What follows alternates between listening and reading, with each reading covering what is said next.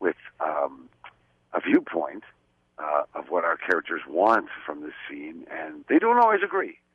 And that's, I think that's as it should be, too. I think when you have two actors going, oh, yes, that's absolutely what I want, and it agrees with what you want, and that's perfect. How boring is that? I mean, that's not much fun. But we do it with great respect, and I think with, according to what everybody says, pretty good outcomes. So I'm glad to be a part of it. Oh, when my wife twisted my arm into being a daily All My Children viewer all those years ago, you were pretty new to the show too. I wondered, what were you thinking at that time? I think you came on in '87, as I recall. 87 was my first year there. Yeah. Yeah. What were you thinking then? Were you thinking, I'll do this for 2 or 3 years, and then I'll go on and do something else, or this is kind of fun. Maybe it'll last a while. I didn't have any kind of really forward projections. Possibly I should have. I just, I was still trying to get over the fact that I was doing this. How do I explain this? My dad was, my dad worked in the coal mines and glass factories for almost 50 years. And he worked swing shift, which meant mornings, days one week, afternoons the next, midnights the following week, and then right back into the rotation. And he never complained about anything. He thought he had a damn good job, had some good benefits to it, so he used to have it. And, here I was having this great job. I didn't have a plan. I had gotten fired from Ryan's Hope. I played Joe Novak in Ryan's Hope for just maybe 9 months, maybe less.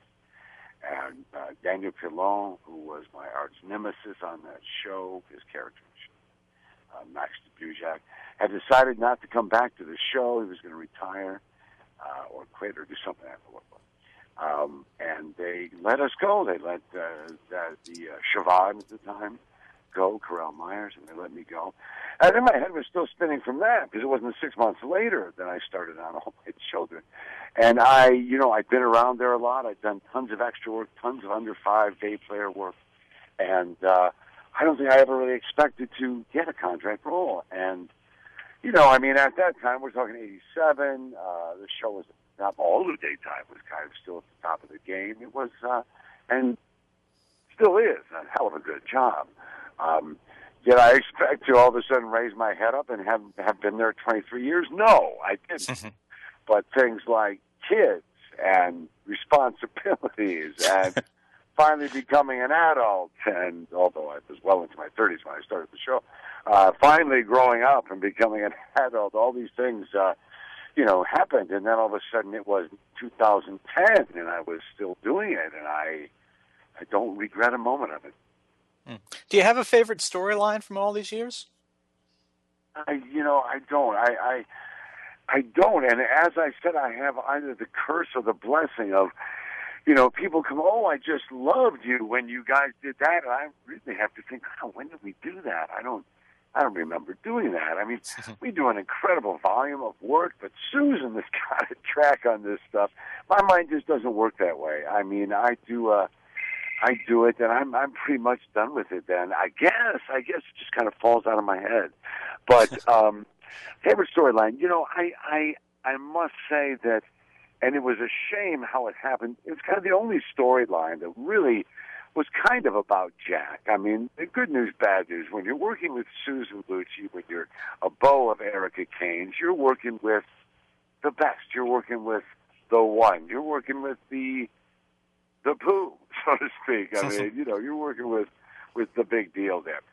Bad news is when you're not working with her, sometimes you're not working at all. And the couple became very popular very fast. And so when they wanted to put Erica with somebody else, then Jack would kind of do nothing. And then along came a story about Jack getting involved with this woman who turned out to be not such a good person. And they tested a lot of women. And they went with this one who was beautiful. She was gorgeous, she was tall, she was blonde, she was buxom, she was all that. Not an experienced actress, and that's where it kind of all fell apart. So in the middle of this great story, great for Jack, with this actress who was just not ready for it. I mean, maybe a year down the road she may have been ready for it. But at that time, doing 40, 50 pages a day, she just wasn't ready for it. And so they had to recast right in the middle of this and kill the story. Just kill the story. They recast. A good friend of mine, Felicity LaFortune, who was also on Children. I knew her from Ryan's Hope. And, I was so glad to see her. She's an incredible actress. But it just kind of shot. And since that time, I really haven't had a story that was about Jack. It's always been about the kids or about Erica, or did I mention it was going to be about Erica? And, hey, guess what? It's about Erica. And, I knew what I was getting into when I took the job, but I didn't know that the couple was going to be so adoring. And I thought there might be more of a learning curve for these two characters, that either they would get it right finally, or they would say, hey, obviously we can't get it right. We should maybe not do this. But they're still going at it, God bless them, and it's evidently what people want. Well, let me ask you one more thing about the AMC, and then we'll change gears a little bit. Sure. Long-running soap operas have been dying off, unfortunately, in recent years, and those remaining dropping like flies. Yeah, I mean, those who are still with us are they're under the microscope. They're having their budgets cut. Has AMC been affected like the others? Oh, good God, yes, absolutely, of course. Every one of them has. I mean, every one of them has. We had a few years where we weren't sitting where we should be in the lineup. I'm not even going to point fingers, a variety of things, but mostly what has happened is, our viewership has eroded. The demographic has changed. Everybody's back into the workforce, and those advertisers, they know that when you watch on your DVR or your VHS or whatever other way you're recording these, you're not watching their commercials. They know that. So our rate card falls, and the cost of us doing business like everybody else goes up. And so you're in a place where, we were the cash cows for news and sports at ABC. Daytime paid for news and sports as well as ourselves. Well, that's just no longer the case. So, yeah, there's incredible scrutiny to bring things in quick and cheap. I mean, we are doing a volume of work that we have, in the time that I've been there, I've never seen anything like it. I mean, we're literally doing 140, 150, 160 pages a day. A day.